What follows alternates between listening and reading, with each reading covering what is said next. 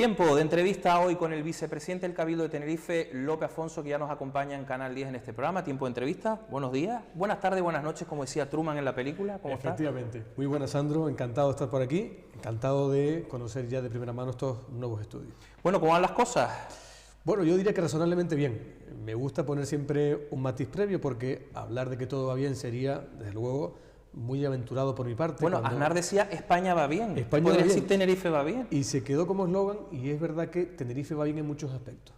Pero también es cierto que sucede mientras otras personas tienen otros problemas por los que no van tan bien. Claro. Por tanto, hablar en general de que a todo el mundo le va bien sería, como decía, aventurado, pero en una parte importante de lo que impulsamos desde el Cabildo creo que hemos mejorado, en otras, sobre todo en materias que no son competencia nuestra, pero donde estamos interviniendo, creo que también empezamos a ayudar. ¿Hubieran ido más rápido?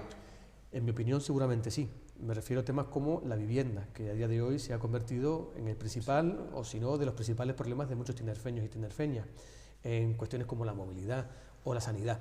En algunos casos no son competencias propias del Cabildo, pero sí que intentamos ser útiles en colaboración con el Gobierno de Canarias y, por supuesto, con los municipios. Pero ese papel que juega el Cabildo, a veces transversal, que es capaz de llegar a muchos ámbitos, creo que ahora se manifiesta como de mayor utilidad, si cabe, en momentos donde las circunstancias hacen que la gestión concentre más en determinados focos de atención la actividad política. Bueno, ya que hablas de vivienda, tenemos que hablar que este año se van a impulsar 1.200 viviendas. En este mandato viene a ser también fruto de ese papel que quiere jugar el Cabildo de utilidad. No es una competencia propia, hasta ahora ni siquiera tenía estructura suficiente el Cabildo para jugar un rol activo en esta materia, pero lo cierto, Sandro, es que con ese empeño hemos conseguido ser a día de hoy la administración pública en Canarias, en el conjunto de las administraciones públicas, más dinámica en cuanto a impulso de vivienda pública.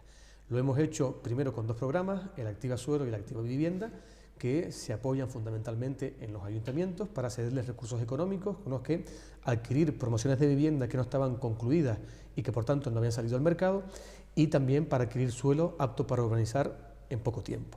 Junto a ese hemos incorporado otro papel nuevo, que es el de impulsor directamente de la licitación y ejecución de vivienda pública. Y de esa forma el Cabildo ya ha licitado 5 promociones en 5 municipios, por los que va a contribuir a poner casi 200 viviendas en los próximos meses ya a disposición. Lógicamente, todo esto convive con un momento de altísima demanda, pero ya solamente que desde una sola administración, que ni siquiera tiene esas competencias, poner en un mandato más de 1.000 recursos habitacionales, creo que es una buena contribución, sin perjuicio de que también confiamos en que el Gobierno vaya mejorando su ritmo de impulsión de vivienda pública y que también entre todas las administraciones públicas podemos facilitar que la promoción de la vivienda privada tenga menos trámites burocráticos y se ralentice menos. Que en definitiva entre todos hagamos que el problema principal por el que se ha gestionado este problema mal, que es la falta de oferta, vaya mitigándose con el paso del tiempo. El PSOE dice que no ha visto ni una. Hombre, lógicamente, si ellos tienen la fórmula para construir en menos de un año una vivienda, que me lo digan. Ojalá. Me temo que no la conocen tanto porque en su gestión reciente, en el Gobierno de Canarias, lo que nos dieron, incluso con la habilitación de una emergencia previa, sí, son los barracones de La Palma. No creo que ese sea el modelo de viviendas que esperan los vecinos de Tenerife. Al menos este Gobierno no es el camino que ha seguido. Vivienda pública, sí, vivienda digna, en condiciones adecuadas, disfrutables por cualquiera durante el tiempo que sea. Hablas de gestión en el Gobierno de Canarias, pero también tenemos que recordar la gestión, si es que hubo alguna, del Cabildo de Tenerife con 4 años parados. En materia de vivienda, Sandro, no, en materia de todo. De vivienda en particular, por ser el tema que estábamos tocando, el punto de partida es 0. En un pleno reciente yo le definía a la oposición del PSOE que un folio blanco era el punto de partida en el que iniciamos la gestión, del que para muchos, como decía antes, porque lo acreditan así las diferentes encuestas de opinión, es ya el principal problema. ¿Cómo pasaron 4 años sin que se ocuparan de este asunto? Pues ellos responderán. Ahora nos vienen a decir, fíjate, Sandro, la solución, que para que el Cabildo tenga un papel de verdad activo, tiene que constituir una empresa pública insular de vivienda. ¿Y por qué no lo hicieron ellos entonces? Pero ¿cuál es el modelo que nos quieren poner de ejemplo? Lo que pasa en otros municipios donde ellos gestionan empresas públicas como Mubisa, por ejemplo. Yo porque no tengo una referencia con la que poder tener la posibilidad siquiera de valorar si es una solución útil. Desde luego, en otras islas, otros cabildos como el de Gran Canaria, que tiene un consorcio insular de vivienda, tampoco ha sido capaz de responder en el tiempo que lo ha hecho el del Cabildo de Tenerife. Creo, en definitiva, que, lógicamente, en un año de gestión no se pueden construir viviendas nuevas. Los plazos que tenemos, por ejemplo, en esta licitación que comentaba antes, son de 18 a 30 meses. Hemos conseguido que las ofertas vayan en el tramo inferior de tiempo, pero aún así es una realidad ya. Un año y medio en ejecutarse desde que ya estén los contratos firmados, creo que es un tiempo razonable para años y años de espera que hemos tenido. Con lo cual, las recetas de este gobierno creo que están siendo útiles, las de la oposición se han demostrado que están más que caducas. No dan soluciones en esos plenos. Ninguna. Es que todo les parece mal, ¿eh? Al final, algo bien habrá hecho Partido Popular y Coalición Canaria en el Cabildo, digo yo. Yo les pregunto una cosa, si tienen tan claro que esa es la solución, ¿por qué no le pasan la receta a sus compañeros en el gobierno de España? Porque el presidente Sánchez sí que prometió, ¿Pero hay gobierno de España? Bueno, lo que queda, en ese conglomerado de intereses que se ha convertido la resistencia de Sánchez en el poder a cualquier precio. También el precio que pagan los que siguen esperando por soluciones en materia de vivienda. Decía Sandro que en la investidura prometió 184.000 viviendas. No hemos visto ni una. Vino en campaña electoral a Tenerife. Aquí la verdad es que no estuvo muy generoso porque prometió unas 300 y pico. Incluso puso los nombres, Vistabella, otros núcleos de población del entorno de la zona metropolitana. Ni un solo expediente se ha tramitado para dar cumplimiento a esa promesa. O sea, ¿qué nos puede ofrecer el Partido Socialista que no sean promesas o soluciones que no funcionan en otros sitios? Lamentablemente nada. Así que yo creo que si de verdad quieren ser útiles en su papel de oposición, que planteen medidas complementarias a las que hacemos ahora, que den con teclas que en algunos sitios funcionen, pero que no nos ofrezcan resultados que nos han dado ni en el gobierno de España ni en otras administraciones que ellos gobiernan. Y en algunas cosas hubieran ido ustedes más rápido si no hubiera estado ese cabildo gobernado 4 años por el PSOE. Los trenes, por ejemplo. Si tuviéramos realmente unos antecedentes en los que apoyar la gestión de este mandato, pues seguramente iríamos mucho más rápido. Pero en materia de movilidad colectiva guiada, los trenes fueron un elemento de debate político, pero por la resistencia del gobierno de Pedro Martín a poder hablar de trenes. ¿Por qué? Porque, como le pasa a Sánchez con sus socios, hay temas que no se pueden tratar porque si no pierde la estabilidad. Podemos tenía como condicionante que no se hablara de temas cruciales para el desarrollo de la isla a nivel de medio y de largo plazo. El de la movilidad colectiva guiada. Podemos no quiere trenes, no se habla de trenes. Podemos no quiere transición ecológica con gas, no se habla de gas en Tenerife. Perdemos oportunidades, se las regalamos a otros territorios que a día de hoy tienen no solamente posibilidades energéticas, sino también de creación de empleo vinculado a esta energía, pero también porque en materia de movilidad hemos perdido un tiempo donde sí, ahí sí, el Cabildo de Gran Canaria, por ejemplo, nos ha adelantado y ha podido tramitar ante sus proyectos. Creo que estamos reaccionando con tiempo y que vamos a poder tener un mandato en el que al menos sí queden sellados los compromisos por los que otras administraciones como el Gobierno de España se comprometa a que los trenes de Tenerife sean también trenes dentro de la red ferroviaria nacional y con eso tener recursos para desarrollarlo. Pero corresponde, ¿no? Pero es que es de justicia cuando no tenemos otras alternativas de movilidad terrestre colectiva. La de la guagua. Y menos mal que hay más guaguas, más líneas. Ha sido una de las que más hemos desarrollado en este mandato, con adquisición de nuevos vehículos, contratación de nuevos conductores. Eso se nota, ¿eh? Porque es una necesidad. Sí. Y es una necesidad con la que combatir el problema de la congestión desde un ángulo. Y que gratis. es el de la reducción de los desplazamientos en coche particular. Correcto. Y haciéndolo además con ese compromiso efectivamente de la gratuidad, que a pesar de partir de un compromiso también del gobierno de Sánchez, ni siquiera nos garantiza los recursos. Hasta ahora la mayor parte de la financiación de la gratuidad también corre por cuenta del Cabildo. Pero aún así, es un compromiso que se queda, no es coyuntural. Va a seguir siendo parte de las políticas generales de movilidad del Cabildo, pero combinado con el otro, que es el de impulsar la mejora de las infraestructuras viarias. La solución tiene que venir de la combinación de las dos vertientes. Mejor transporte público para reducir desplazamientos, pero también tener unas vías adecuadas a la población de la isla en este momento. Y quitar coches de la carretera, ¿no? Pues son casi 900.000 coches. Estamos con un parque móvil solo comparable a otras grandes capitales europeas. Es insostenible. Luego, de esta manera, difícilmente se podrá combinar cuando además tenemos también una proyección demográfica que no tienen otros territorios del archipiélago. En Tenerife hay oportunidades de empleo, los datos lo corroboran así, y hay más población que llega. No podemos transitar por las mismas vías. Y no es el turismo el que sobra. Todo. Porque al final queda acreditado que las grandes congestiones, la TF5 que tú conoces especialmente bien, correcto, a primera hora la congestionamos los residentes. Sí. Hasta ahora no hay turismo en la calle, están todavía durmiendo en los hoteles o desayunando. En otros casos, como las congestiones que se dan en la TF1, tienen que ver con los momentos fundamentalmente de salida y entrada a los puestos de trabajo.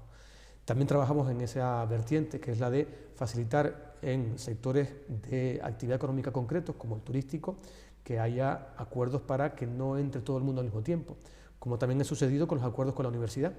Se nota y mucho cuando no hay actividad lectiva y eso tiene que llevarse al día a día. La mejor forma es que la entrada sea escalonada y ahí también agradecemos mucho la involucración de la Universidad de La Laguna, que está ya poniendo en práctica pues esos horarios diferenciados para que no todo el mundo entre al mismo tiempo a los mismos centros lectivos de la universidad. ¿Qué balance harías de estos 2 años y medio? Mi madre, ya se han pasado 2 años y medio. Se han pasado rápido, pero creo que han sido años de estabilidad y de confianza, que me dirán, bueno, son cosas intangibles, pero son muy necesarias. Sin estabilidad y sin confianza, difícilmente hay inversión privada, difícilmente hay una apuesta por el empleo como la que estamos viendo, que además refrendan los datos. Tenemos un crecimiento en Tenerife por encima de la media del archipiélago, incluso por encima de la media de los grandes territorios nacionales en cuanto a población. Estamos creciendo en este último año por encima de un 3% en creación de empleo y en afiliaciones a la seguridad social. Eso creo que parte de que hay un gobierno que ha mandado un mensaje a la sociedad y sobre todo al empresariado de la isla de que se puede invertir con confianza en la isla y que detrás de esa inversión privada también hay respaldo de la inversión pública. En infraestructuras que mejoren la actividad económica, desde las infraestructuras turísticas hasta las infraestructuras industriales, con una política nueva industrial que no existía hasta ahora, mejorando polígonos industriales, incentivando la actividad económica de las empresas industriales y comerciales, haciendo también que sea real ese principio de diversificar la economía y también apostando por sectores como la innovación y también con proyectos estratégicos clave para el futuro inmediato de la isla, como esa apuesta por la ciudad del cine o por desarrollo energético de ámbitos también estratégicos como el polígono de Granadilla. Creo que Tenerife es una isla con oportunidades que necesita confianza, estabilidad todo el tiempo posible y también luego tener orden en algunos ámbitos que por inercia económica se han ido desordenando, pero que tienen solución y que con medidas que tomemos ahora y se mantengan durante el tiempo, también la podremos ver en el largo plazo. ¿De cuánto es el presupuesto del Cabildo recién aprobado? El mayor de la historia, ¿no? El mayor de la historia, Sandro, se ha montado el consolidado ya a 1.278 millones. Estamos hablando de que cuando se ejecuta bien el presupuesto, también desde el Cabildo se contribuye a crear economía. Son más de 1.000 millones de todos esos 1.200 que se van a la economía productiva, que se van en licitaciones de obras y de servicios. En el ejercicio 25 que acabamos de terminar, la estimación es que la ejecución haya superado de nuevo el 90%, casi el 92% seguramente seguirá el porcentaje. Eso habla de una idea de eficacia, de que es complicado siempre llegar al 100%, pero hay áreas donde estamos picando el 100% incluso. Creo que en definitiva el presupuesto se está gestionando de una forma razonablemente buena y eso hace que no solamente haya economía productiva, sino también que se atiendan vertientes como esta de la vivienda y la social, donde no hay que olvidar, y por eso ponía el matiz al principio, de que todavía hay familias que lo pasan mal, que hay bolsas de población donde todavía hay necesidades de recursos asistenciales para personas del entorno familiar que necesitan, por cuestiones de dependencia o de discapacidad, un apoyo de la administración. Aquí también partimos de un déficit muy grande, pero que vamos corrigiendo, yo diría que casi a marcha forzada, también sacando plazas a centenares en estos últimos años. Creo en definitiva que aunque hay mucho por hacer y mucha necesidad, estamos en el camino correcto para ir solventando esos grandes problemas de la isla. Eso es lo que llaman gestión eficiente. Eso es gestión eficiente apoyada en esa sensación de confianza. Si la gente no confía en que hay un gobierno capaz, difícilmente se anima a seguir la estela del emprendimiento, a convertir eso en inversiones estratégicas. Y creo que cuando un territorio tiene un gobierno que administra razonablemente bien, eso se ve luego en los datos. Y decía, los datos de empleo, los datos de crecimiento económico van también a buen ritmo, pero tenemos que conseguir entre todos que esos datos estadísticos de la economía macro lleguen también a la economía micro, que es la que tiene que comprobar cada vecino en el día a día. No podemos ocuparnos de todo desde el Cabildo y nos gustaría que en algunas cuestiones como la política fiscal también pudiéramos intervenir, porque todo esto también convive con los momentos donde, con más recaudación, administraciones como la del Estado ha sido más egoísta. En lugar de contribuir, cuando hay más ingresos, a dejar más riqueza en el bolsillo del vecino, por ejemplo, deflactando el incremento de precios de la inflación, la tarifa del impuesto de la renta, el IRPF, pues lo ha querido acaparar para seguir gastando en lo que le ha convenido. No en lo que nos ha convenido al resto de ciudadanos, sino lo que le ha convenido al interés particular de Sánchez para sus operaciones políticas, como compensar a Cataluña con determinados privilegios para que le sigan dando apoyo en el Congreso. Realmente, con más margen de dinero en el bolsillo, habría más tinerfeños que, aún teniendo empleo, se sentirían más aliviados para poder dedicar parte de sus ingresos a tener ahorro, siendo conscientes de que el precio de la vivienda en alquiler le ha ido comiendo Es imposible. parte de esa capacidad de ahorro, parte de la capacidad de invertir en su futuro o el de sus hijos. Eso nos gustaría que también pudiéramos hacerlo llegar desde otras instituciones al bolsillo de los tinerfeños. Pero no depende de ustedes. El Gobierno de Canarias, en su pequeña parte, que es un porcentaje de la recaudación de IRPF que tiene cedida, ha establecido nuevas bonificaciones, pero no es suficiente porque la menor parte la sentimos cuando vemos que después de hacer la declaración de la renta nos devuelve el Estado una cantidad de lo que hemos aportado con nuestras nóminas, que al final es una detracción silenciosa que se ha ido incrementando sobre todo en materia de cotizaciones de los trabajadores y de las empresas porque nos está quitando a las dos partes, pero que como es un porcentaje que se diluye en lo que luego nos ingresan neto en la cuenta, no somos a veces conscientes de lo que el Estado se ha quedado, de nuestros impuestos, de nuestro esfuerzo. Ahí también nos gustaría que fuera menos egoísta y contribuyera a que la gente tuviera más autonomía a la hora de decidir qué hacer con el dinero que gana. Vamos a hablar de turismo. Cifras, por ejemplo, ¿cuántos millones de turistas nos visitan? Pues, a Canarias y a Tenerife en este caso. En este caso, a Tenerife en particular, nos visitan en el año, en este último todavía no están las cifras cerradas, pero estaremos por encima de los 7,5 millones de visitantes. ¿Solo en Tenerife? Solo en Tenerife. ¿Sobran turistas o no? Turistas no necesitamos más, pero no sobran, en el sentido de todos los que están llegando están aportando. Es más, los que están llegando en este último periodo, me refiero sobre todo a la recuperación posterior a la pandemia, lo están haciendo con una cifra de gasto mayor, notablemente mayor. Y eso nos está permitiendo que ese gasto también repercuta en la generación de empleo directo.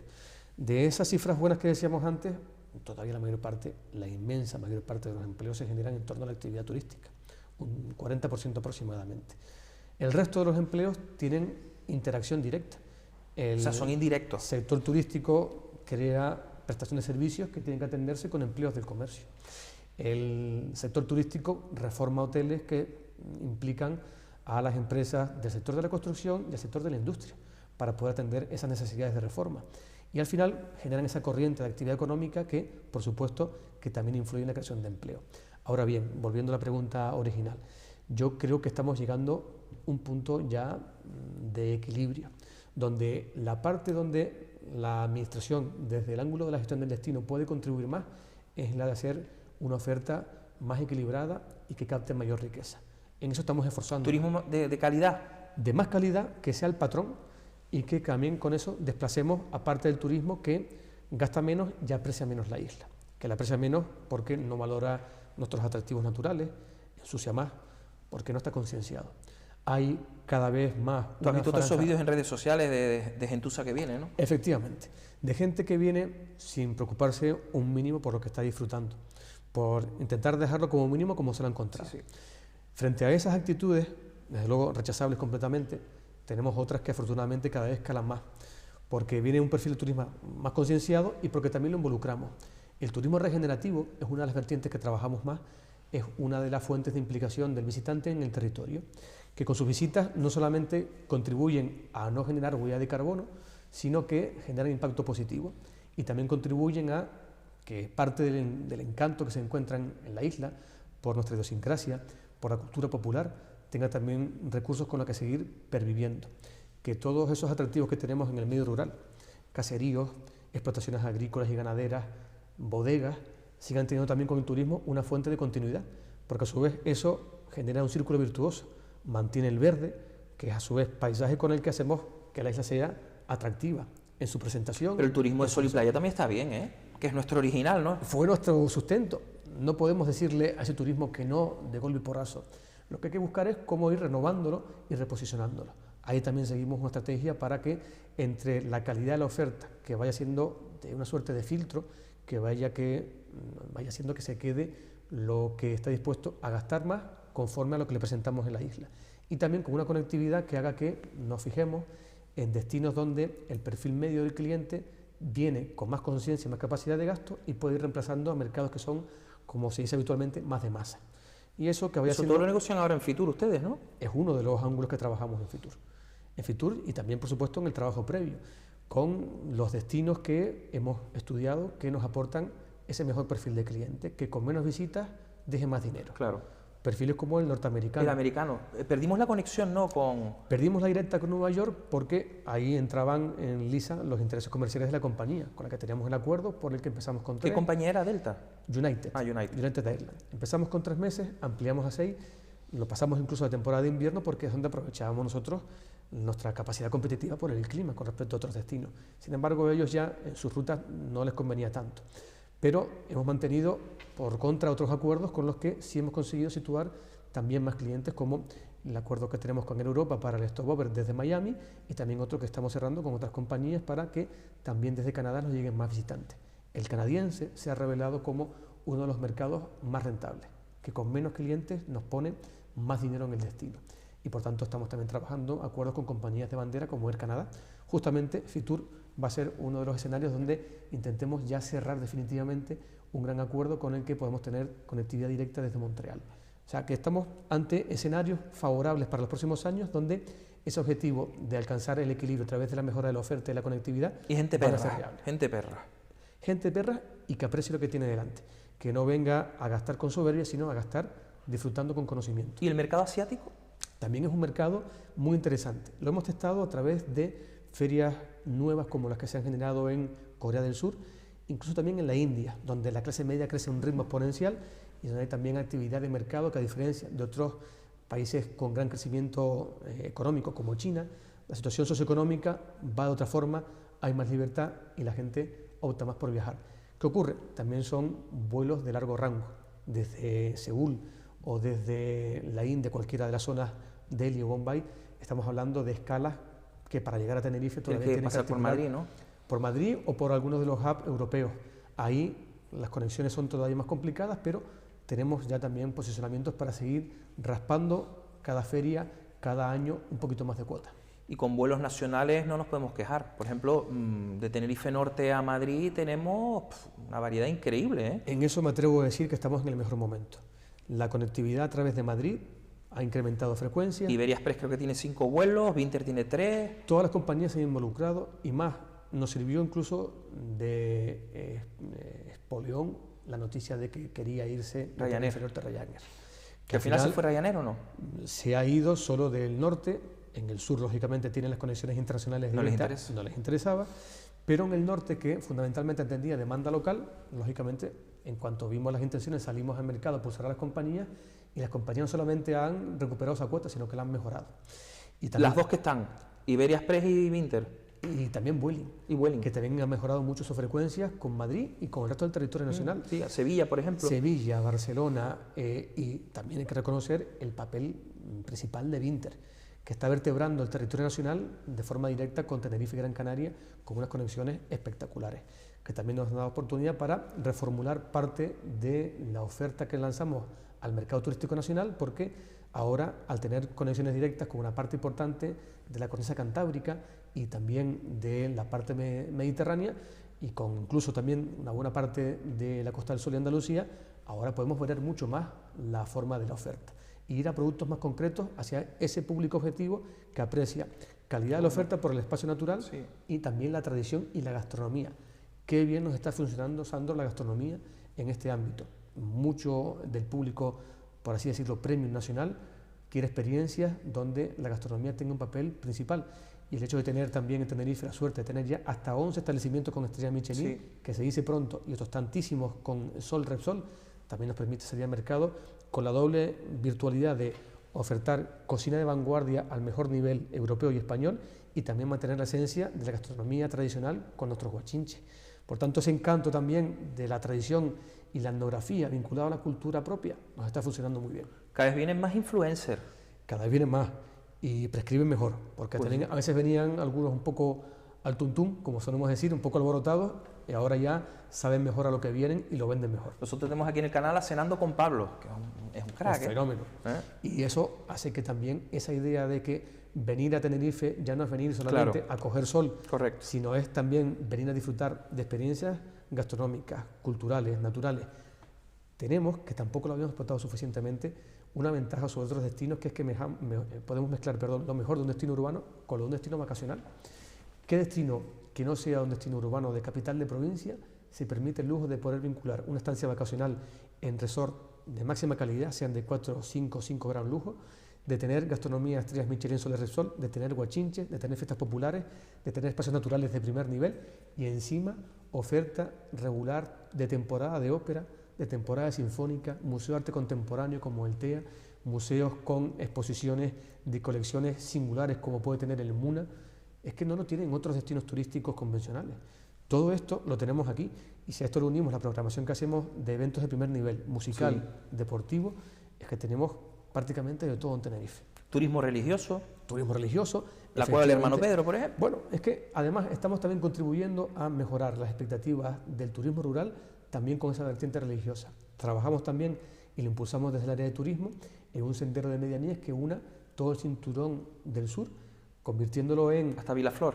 Desde Santiago del Tede con la Puerta Santiago, pasando por Vilaflor, pasando por la Cueva del Hermano Pedro y llegando hasta Candelaria. El objetivo es llegar a Candelaria con este nuevo sendero. Por tanto, damos oportunidades también de más llegada de visitantes al medio rural, con esto que decíamos antes, con la vertebración de una oferta basada en gastronomía local, en viticultura, en conocimiento de las explotaciones ganaderas y agricultura, y también con el turismo religioso. Por tanto, damos otra alternativa más para que el público sea cada vez más variado. Me dan ganas de ir a Tenerife a vacaciones. ¿Verdad que sí? Pero la ocupación está ahí al 90-95% y las viviendas vacacionales. Te iba a preguntar por eso. Lo que no puede ser es que en una calle normal haya 30 viviendas vacacionales. Seguramente ha sido el factor que más ha crecido, pero también al calor de la falta de control. Yo soy de confesión liberal, pero también... ¿Y es tan complicado controlar eso? Todo tiene que ir a su punto de equilibrio. Y aquí el decreto con el que hasta hace poca fecha, hasta hace apenas una semana, se venía regulando el sector, era manifiestamente insuficiente.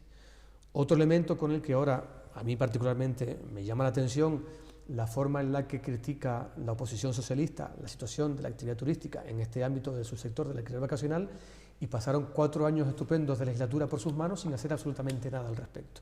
Pues bien, ahora, afortunadamente, tenemos una regulación vía legislativa, por tanto, con más garantías, y con ello se ha articulado un sistema por el cual creo que se va a devolver rápidamente el orden al sistema.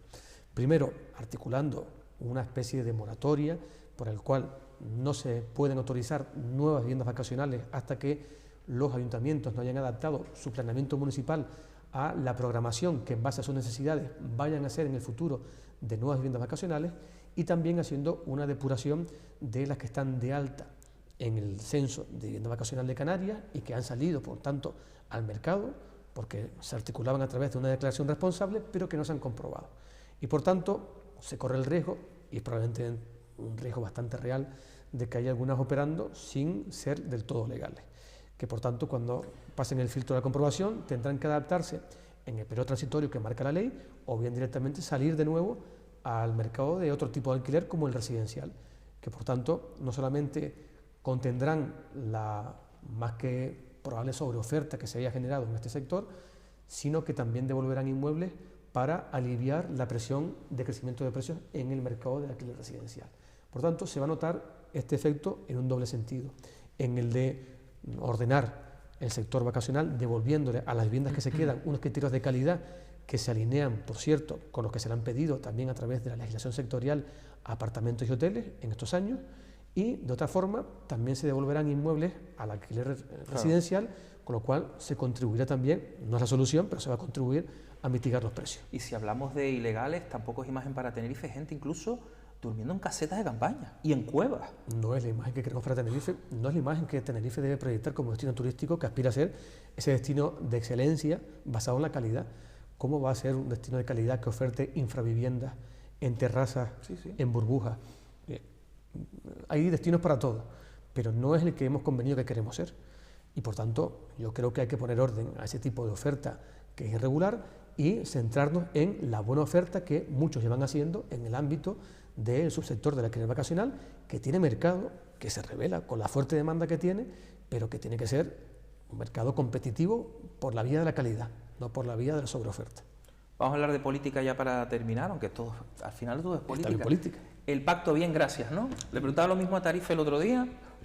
El pacto bien, yo creo que es evidencia que tenemos muy buena relación y que además... Eso es lo más importante, ¿eh? Al final, en esto de los pactos, como casi todo, reside en la voluntad.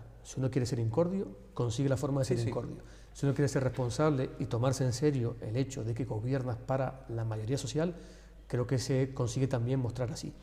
Y yo creo que, lógicamente, esas formaciones políticas siempre pueden tener desajustes en algunas cuestiones, pero en su día firmamos un pacto de gobierno basado en prioridades que partían del compromiso común de 2 programas electorales. Y creo que la hemos ido siguiendo esa hoja de ruta con cierto rigor. Y cada uno respetando sus parcelas, ¿no? Creo que además se nota que hay buena sintonía y una coordinación razonable. Yo creo que eso al final se ha beneficiado el interés de la isla en lo que decíamos antes: confianza, estabilidad y eficacia en la gestión del presupuesto. Luego, cosas mejorables habrá siempre en la vida, cosas que cada uno podrá defender con sus matices, pues probablemente ya habrá tiempo de hacerlo cuando llegue el momento de pedir el voto a los ciudadanos. Pero yo creo que en general la responsabilidad ha sido el patrón con el que nos hemos regido en estos 2 años y medio. ¿Repetirían ese pacto? Yo he estado cómodo. Lógicamente, tengo un compromiso también con mi partido. Soy el presidente insular del PP en Tenerife, tengo un compromiso mayor con mis votantes y también, por supuesto, que aspiro a ser la primera fuerza política. A través, Bueno, las anteriores tuviste unos números increíbles, ¿eh? Fueron afortunadamente unos números satisfactorios por la confianza tan grande que nos dio la gente de Tenerife, como pocas veces había hecho hasta ahora. Y creo que con el apoyo de la gestión que podamos terminar de hacer de aquí al final del mandato, estamos en posición lógica y legítima de pedirle la confianza para ser los mayoritarios, de ser primera fuerza política, si así lo quisieran los tinerfeños. Si no lo somos, también buscaremos otra forma responsable de ser útiles para la isla, con acuerdos de estabilidad como este o como otros que se puedan dar. Pero nuestra función siempre va a ser la de buscar vías de dar estabilidad, de ser útiles y no la de ser activistas, que para eso están otros. Gobierno España ni lo vamos a nombrar, pero por ejemplo, gobierno regional, tenemos allá al Partido Popular con Coalición Canaria y Casimiro Curvelo también está, Cabildo, Coalición Canaria y PP, y después en algunos ayuntamientos a veces parece como intercambio de cromos. Ustedes perdieron, por ejemplo, La Guancha, el Partido Popular, pero ganaron, yo qué sé, por poner un ejemplo, Arico y Güímar.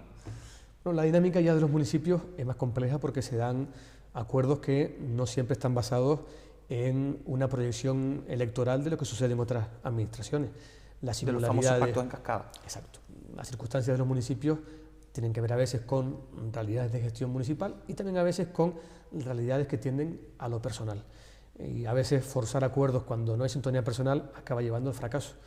Antes de eso es mejor salirse de la tónica y decir, oye, pues para esto hace falta una fórmula singular, en la que se ha alcanzado efectivamente en algunos municipios. Ahora Arico va a estar gobernado... el puerto, muchacho. Y el puerto. Arico va a estar gobernado por un alcalde popular, pero también con... Pero eso fue un acuerdo con el PSOE, ¿no? Un acuerdo con el PSOE, con una mayoría socialista detrás.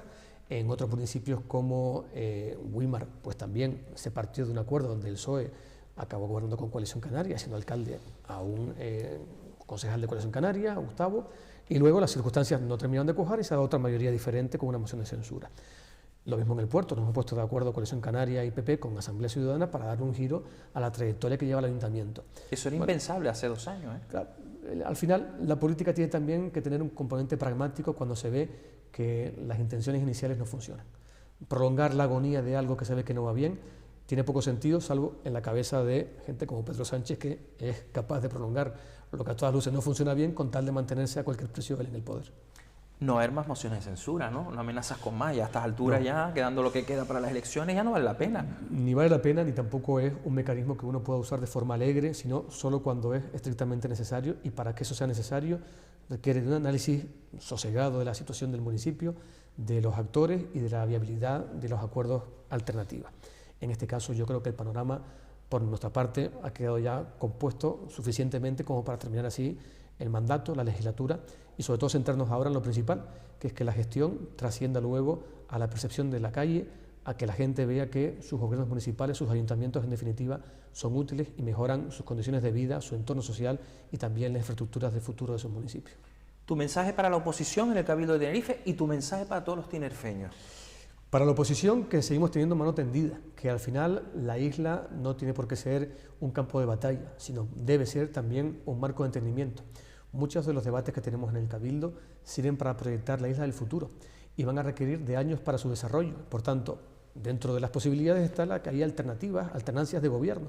Y para que la oposición también juegue un papel el día de mañana útil, es mejor que se encuentre proyectos trazados en ejecución y que ellos los puedan retomar. ¿Retomar o se los cargan directamente? Porque algunos... Esa experiencia la vimos hace poco tiempo.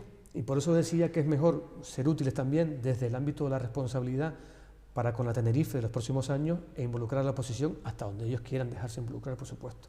Por eso esa mano tendida va a estar presente. Para los tinerfeños tienen que saber también que tienen un gobierno en el Cabildo responsable, que formado por 2 partidos políticos tienen como objetivo único el de servir a Tenerife lo mejor posible. Que por supuesto pasarán este año y medio que nos queda hasta las elecciones con cosas que aún queden pendientes por hacer, porque es mucha la tarea, pero al menos los grandes retos creo que hemos sido capaces de visibilizarlos, atenderlos y proyectarlos. En algunas cosas con soluciones a corto plazo y en otras con soluciones que seguirán viendo al medio y a largo plazo, pero que nos ocupamos de Tenerife con la óptica de la Tenerife que queremos para los próximos años, no con visiones egoístas desde el punto de vista político ni cortoplacistas, sino intentando que el interés de la mayoría sea el que prime la acción de gobierno. López Afonso, gracias por estar con nosotros. Siempre es un placer, Sandro, a tu disposición completa. Nos vemos.